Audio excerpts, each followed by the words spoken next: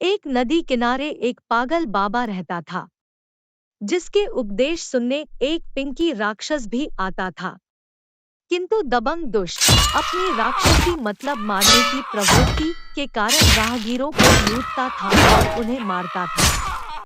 एक बार उसने झोलापुर के एक धनी सेठ की पुत्री और उसके सैनिकों की सवारी पर आक्रमण किया।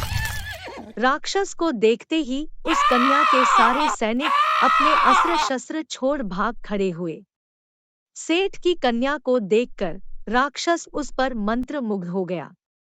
उसने उसकी हत्या न करने का फैसला किया और उसे जंगल में ले जाकर उसके साथ ब्याह रचाया। अब सेठ की कन्या अति सुंदर थी, इसी डर के कारण कि वह सुंदर कन्या कहीं भाग न जाए, इसलिए वह उसे रोज एक संदूक में बंद कर देता था। एक दिन वह राक्षस पागल बाबा से मिलने जा रहा था। तभी उसकी नजर एक सुंदर झील पर पड़ी। गर्मी बहुत थी, इसलिए वह झील के पास आया। उसने अपने साथ लिए हुए उस संदूक को खोलकर कन्या को बाहर निकाला और उस कन्या से कहा, तू भी इस जलाशय में नहा ले, क्योंकि पागल बाबा की कुटिया यहाँ से ज्यादा दूर नहीं है, तो हमको यहाँ से नहाकर ही जाना होगा। उसके बाद वह स्वयं जलाशय में स्नान करने लगा। सेठ की कन्या भी जलाशय के किनारे विचरण करने लगी। तभी कन्या की नजर एक नव युवक पर पड़ी, जो एक जादूगर भी था। उस अत्यंत सुंदर युवक को देख कन्या ने उसे इशारों से अपने पास बुलाया। फिर उसको बुलाकर उसने सारा मामला बताया कि किस तरह इस दुष्ट पिंकी राक्षस ने उसे अपने जाल में फंसाया। तब जादूगर भी उस कन्या के साथ उस संदूक में बैठकर छिप गया। नहाकर राक्षस जब लौटा तो उस संदूक को उठाकर चल दिया।